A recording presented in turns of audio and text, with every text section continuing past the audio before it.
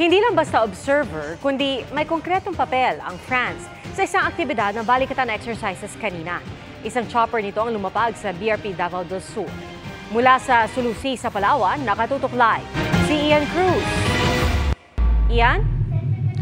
Yes, Pia, nagpapatuloy nga ang multilateral maritime exercise ng balikatan dito sa Sulusi sa Palawan. At sa mga susunod na araw ay inaasahang dadako naman ito doon sa West Philippine Sea. Mula sa BRP Ramon Alcaraz, lumipad at lumapag ang Augusta Westland Chopper ng Philippine Navy sa sinasakyan naming BRP Davao del Sur. Simulation ito pagsasanay sa dapat itong gawin kung may casualty o sugatan na kailangang ilikas. Ang ganitong cross-deck landing, bahagi pa rin ng Balikatan Exercise 2024 dito sa Northeast Palawan sa Sulusi. Maraming gamit itong cross-deck landings, kagaya na lamang ng medical evacuation ng mga tropa na sugatan at ginagamit dito sa pagdadala ng mga halagang gamit dito sa barko o sa pagsasakay ng mga sundalo papunta at paalis nitong barko. May simulation din na ang senaryo mula sa ibang barko, inilipad naman sa aming barko ang isang sundalo para sa medical evacuation. Sa unang pagkakataon, ang Airbus helicopter naman mula sa French frigate na Vendémiaire nag-touch and go sa BRP Davao del Sur. Pagsasana ito sa pagtanggap ng air assets mula sa ating mga kaalyado. Kailangan mahasa yung ating flight deck crew and ating helicopter control officer. At the same time, yung bridge natin for the synchronized movement ng aircraft at the same time ng ating barko. Nakiisa rin sa cross-deck landing ang LSD Harper's Ferry ng Amerika, kung saan naglanding rin ang ating helicopter, pati na ang air asset ng France. Para naman masanay sa replenishment at sea o RAS, isang umaandar na barko ang kunwari dinalhan ng supply gaya ng pagkain, tubig at krudo ng isa pang barko ng Navy. Pwede rin kaya ito para mas sumagal pa sa laot ang mga nagpapatrolyang floating assets ng Pilipinas? Kakayanin po, but this requires training. Mula rito sa Sulusi ay lilipat ang pagsasanay sa West Philippine Sea. Isa sa gagawin sa labas ng 12 nautical miles na territorial waters ng bansa ang maritime search and rescue. How to help yung mga nangangailangan, especially at sea. Maraming pagkakataon na nakatanggap ng radio challenge sa mga barko ng Pilipinas mula sa China, pero hindi naman daw ito magiging hadlang para ipagpatuloy ang maritime exercise. The exercise is not about any foreign aggressors or kung sino man yung mga threats na meron tayo sa West Philippine Sea. It's all about interoperability and of course yung improving and developing yung capability and capacity between the different participants dito sa exercise. Pia, tila patikim pa lamang yung cross-deck landings na yan kanina, sapagkat inaasang bukas ay magpapatuloy pa yung pag-iensayo sa kasanayan na yan. Yan muna ang latest mula rito sa Sulusi sa Palawan. Balik sa iyo, Pia. Maraming salamat, Ian Cruz.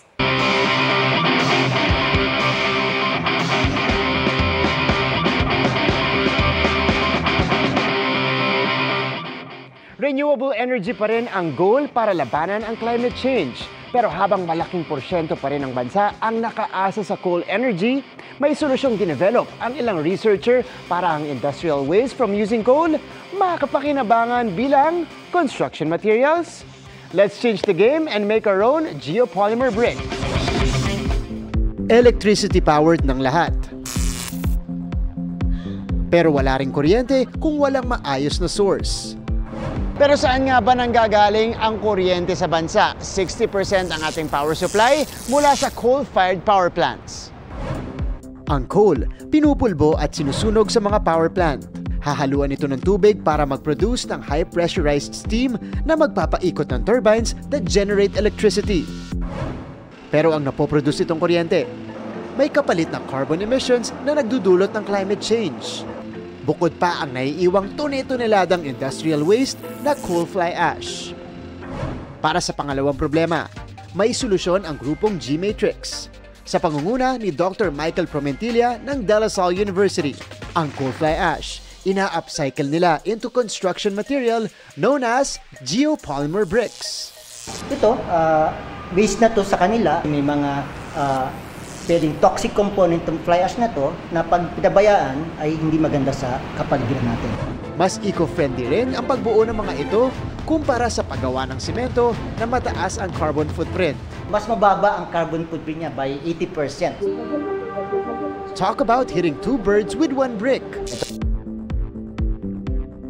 Ito po, ang isa sa mga example natin ng geopolymer bricks. Kasama natin ngayon si Engineer Ethan. He will walk us through everything. Kailangan muna natin magsuot ng mask. Safety first. Galing pala to sa isang power plant sa Mindanao. Tinatapon siya, pero ngayon nakitaan nila ng potential na active material sa paggawa ng cementitious material. Okay.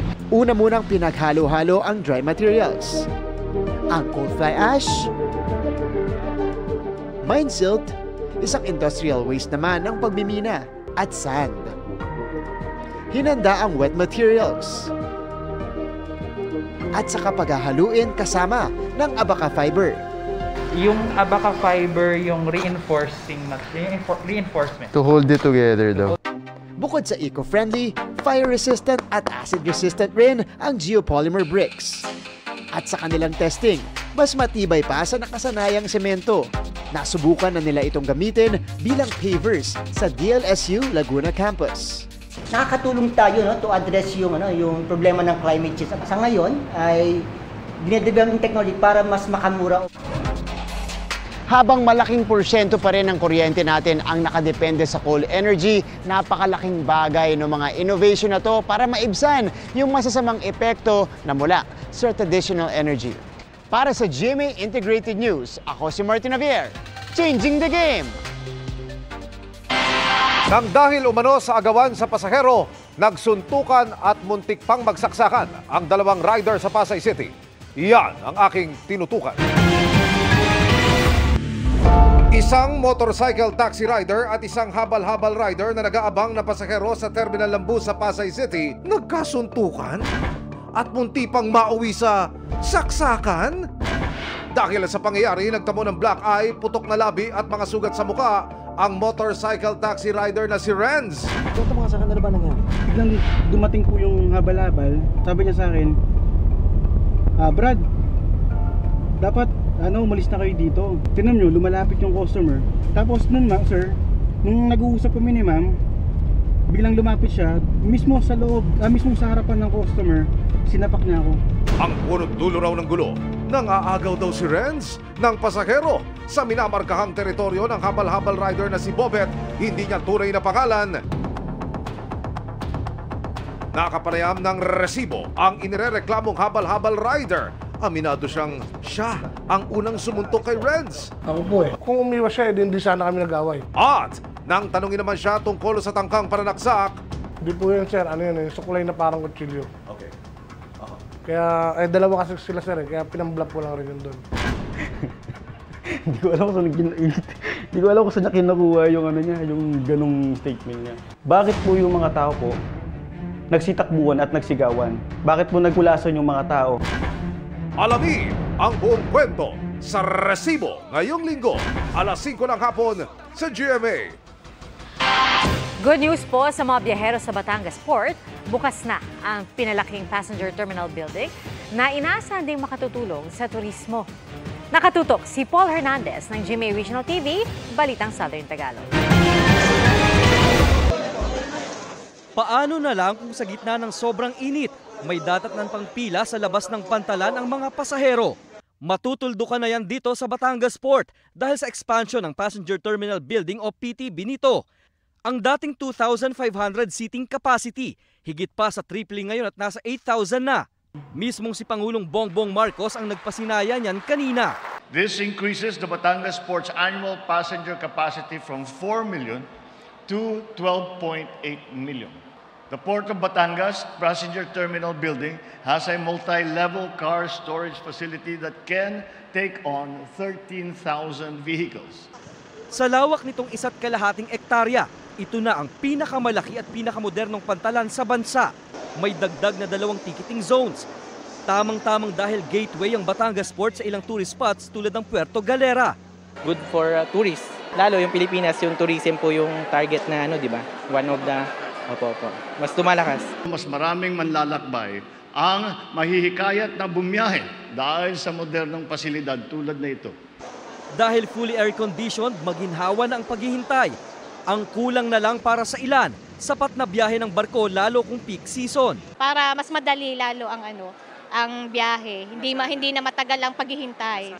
Ayon naman sa Marina, may Maritime Industry Development Plan o MIDP sila sa panawagang ito. The Maritime Industry Authority has been continuously coordinating with different shipping companies with regards to the modernization and expansion of domestic shipping industry.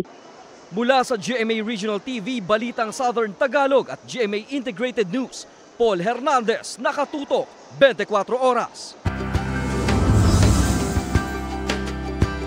Ngayong Head and Neck Consciousness Week, nakilala po namin ang isang ama sa Sariaya, Quezon na nangangambang mawala ang kanyang boses.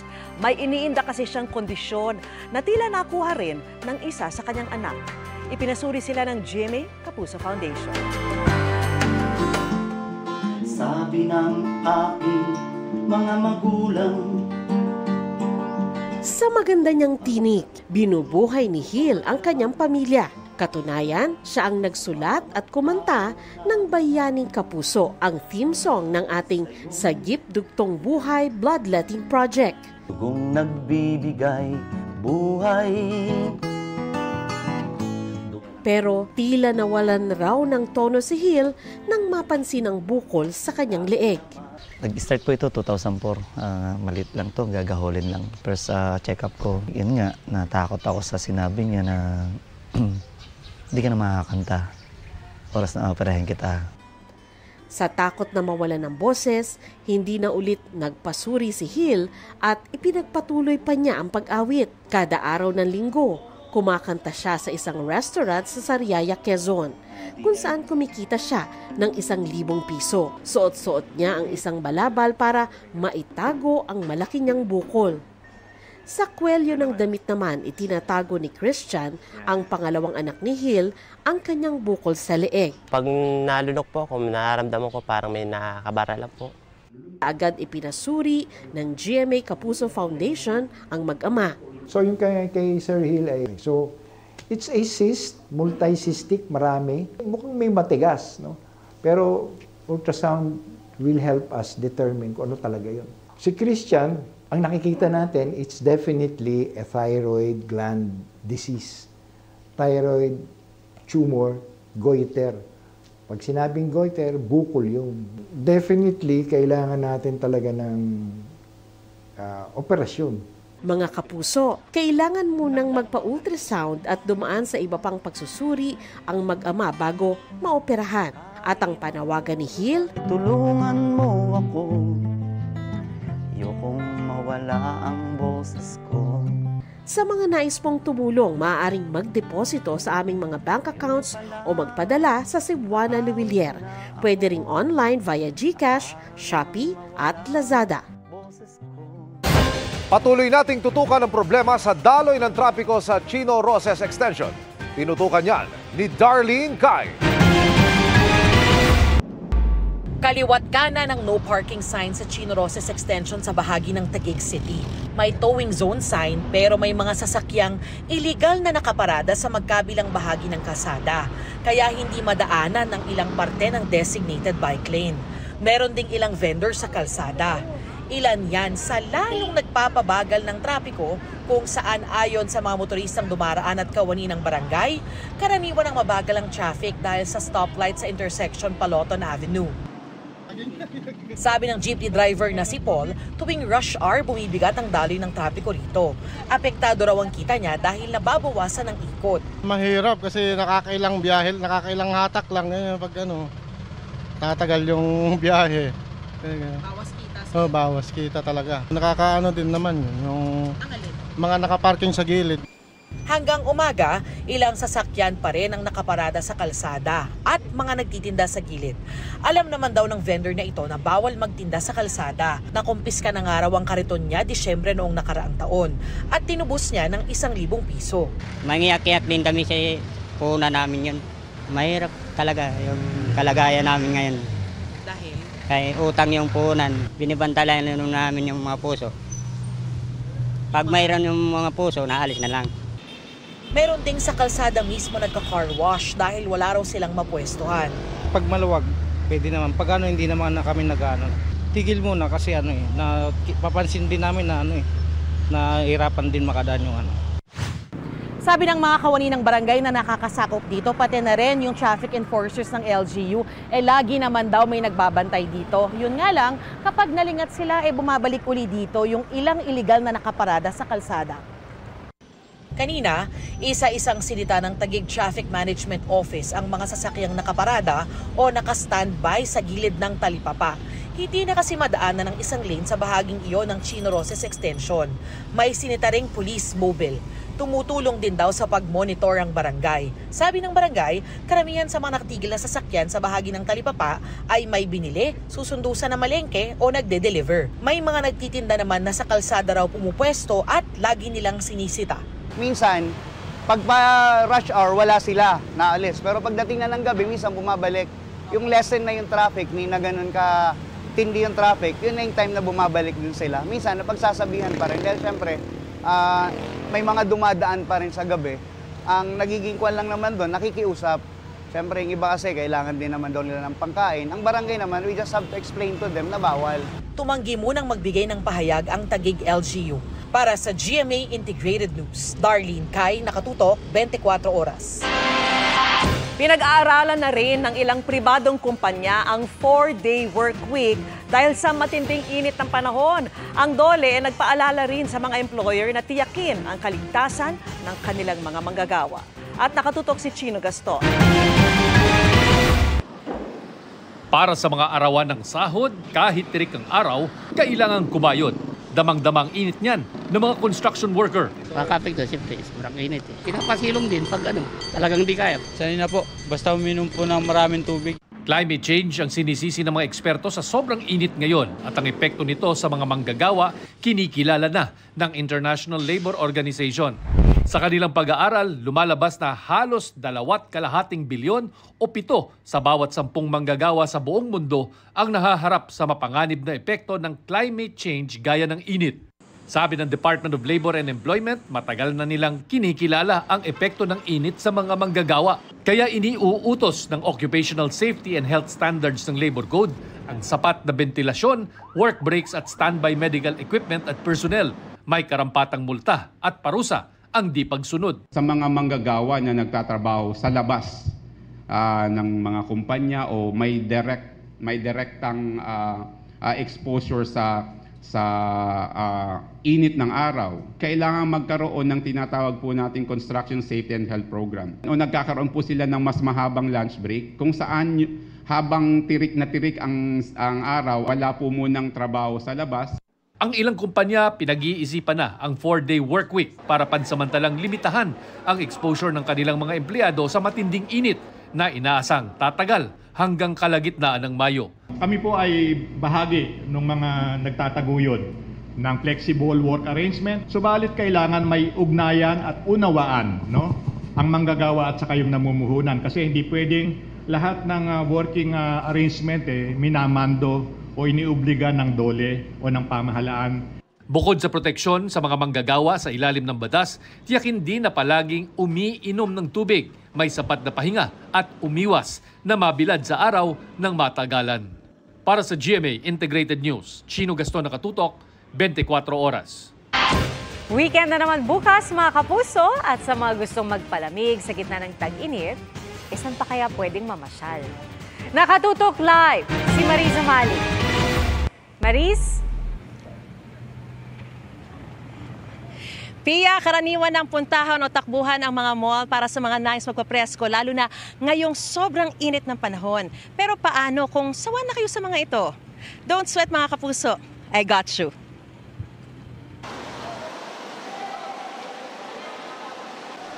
Ano pa nga ba ang the best na pang beat the heat? Lalo na sa mga panahong ang temperatura umaabot sa 40. Siyempre walang iba kundi tubig. Dito sa indoor water facility na ito sa Quezon City, nag-early weekend family bonding ang pamilya Solidum. 26 na water facilities ang pwedeng pagpilian mula sa lap pool, kiddie pool at crazy river. Mag-enjoy kami kahit pa paano nababawasan to ang aming heat sa katawan. Masarap po sa buhay. Dahil may tubig. 100% for fresh. Ang pamilya ni Junie de los Santos dumayo pa mula Nueva Ecija para ma-enjoy ang iba't ibang water activities. 100% sobrang maginhawa para sa amin to. Medyo takot siya sa mga tubig, pero dito, na-enjoy niya yung tubig. Si wife din, syempre nag-enjoy siya. Syempre, magbubuntes, medyo stress. Pero dito, na-stress siya. Naging okay naman siya. Hindi lang nakaka-presko o nakakaginhawa sa pakiramdam yung mga tubig nila rito, kundi talaga namang nakaka-relax din. Dahil sa mga makina na ginagamit nila, para kang minamasahe sa isang pindot lang ng button na ito.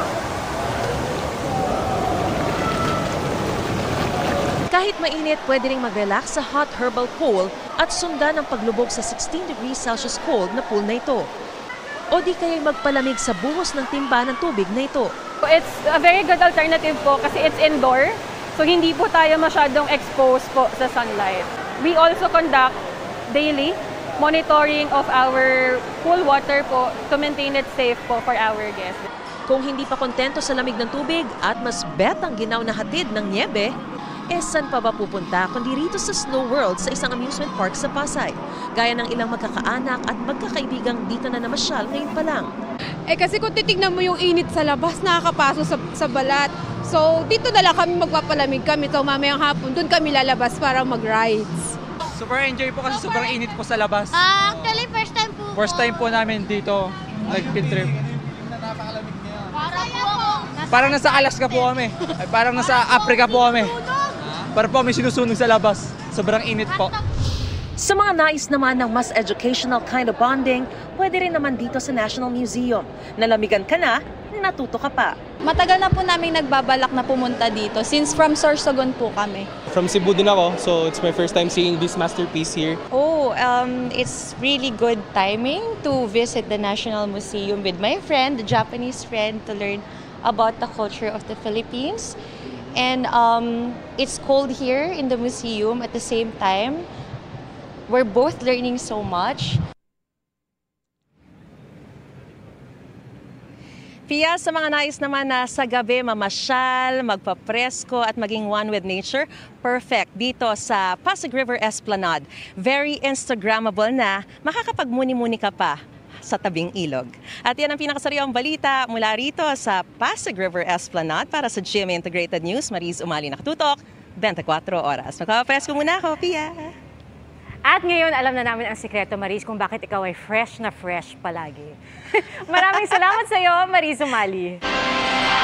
Samantala, ipinagmalaki ng DILG sa Pangulo ang pagbaba ng bilang ng mga naitalang krimen sa bansa sa mga unang buwan ng Administrasyong Marcos kumpara sa naitala sa parehong panahon mula 2016 hanggang 2018. Pero may ikinababakala pa rin ang ilang anti-crime advocate. Nakatutok si Ivan Mayrina. Mas mababang krimen, mas magandang sitwasyon ng kapayapaan at kaayusan. Itong iniulat ng DILG sa Pangulo sa Regional Peace and Order Council meeting sa Malacanang kahapon. Ikinumpara mga naitalang krimen sa unang isang taon at 9 na buwan ni Pangulong Marcos at ang parehong panahon ng kay dating Pangulong Rodrigo Duterte. Ang focus crimes tulad ng theft, physical injury, robbery, rape, murder, carnapping at homicide, buwaba rin daw ng mahigit 60% ngayong taon, sabi ng PNP. Sa datos po natin ng mula January 1 to April 24 at ikukumpara po natin yan sa datos po natin mula January 1 to April 24 nung nakakaang taon ay nakapagtala po tayo ng 19.89% na pagbaba o 2,587 po na pagbaba po ng krimen. Ang crime clearance efficiency o bilang ng mga krimen kung saan natukoy ang suspect at nasampahan ng reklamo, nasa halos 99% mula Enero 2023 hanggang sa kasalukuyan. Ang crime solution rate, nasa 82.69%. Ibig sabihin, 8 sa bawat 10 krimen, nahuhuli at nakakasuhan ng suspect. Sang-ayon ng anti-crime advocate na si Teresita Angsi na nag-improve ang sitwasyon ng peace and order. Pero hindi niya makikita sa mga numero lang ang buong kwento. Nakakadismaya pa rin daw ang resolusyon ng mga krimen dahil maituturing lamang itong naresolba kung ang salarin ay naaresto at nahatulan. Pero may mga kaso ng kidnapping halimbawa na 10 taon na ay hindi pa rin nare-resolba. Ang Volunteers Against Crime and Corruption naniniwalang panahon na para baguhin ang mga sukatan at ang mga krimeng binibilang ng PNP. Isama na raw dapat bilang index crime ang mga cybercrime o krimeng gamit ng internet tulad ng identity theft online scam at online sexual abuse and exploitation ng mga bata. Dapat tutukan talaga itong cyber-related cases kasi nagkaroon ng mutation, nag-evolve into other crimes. Sabi ng PNP, hindi nila ito isinasawalang bahala. Bumaba naman po, particularly yung mga online na stapa cases po natin, yung mga illegal, ang tumaas po yung tinatawag po nating illegal access device, yung violation po ng Republic Act 8484 po. Then yung computer-related identity theft po ay base po dito ay bumaba din po ng around 6.42%. Pero ang pinaka top 3 pa rin po na prevalent internet-related incidents po ay yung online na scamming pa rin po, yung investment scam at saka yung debit and credit card fraud. Para sa GMA Integrated News, Ivan Mayrina nakatutok, 24 oras. Intense yung mga eksena sa Black Rider and Abot Kamay na Pangarap crossover. Pero behind the scenes, alam niyo bang walang shortage ng kulitan na tawanan ng cast? Silipin natin ang funny moment sa chika ni Nelson Canlas. Sa major crossover na pagtatagpo ni Elias Guerrero at Doc Annalyn Santos, sunod-sunod ang mga makapigil hiningang eksena na mapapanood sa Black Rider.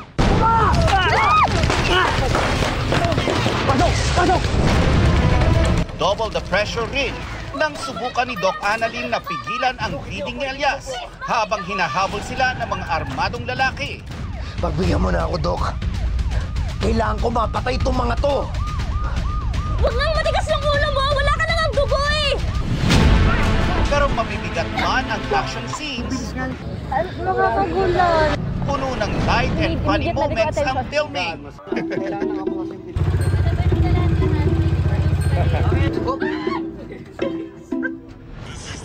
At ano? Eto pa nga emergency. Pagbubudots ni Doc Annalyn at Elias.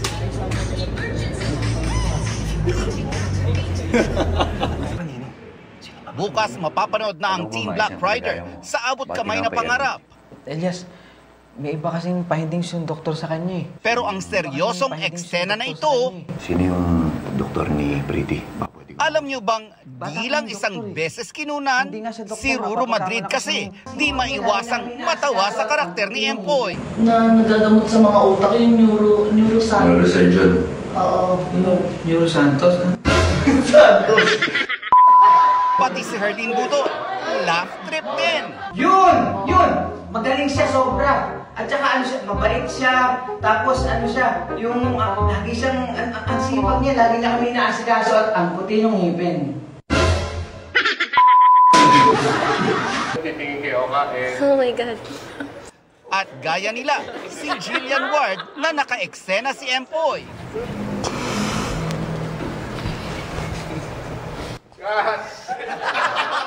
Di rin makapokus dahil sa kakatawa.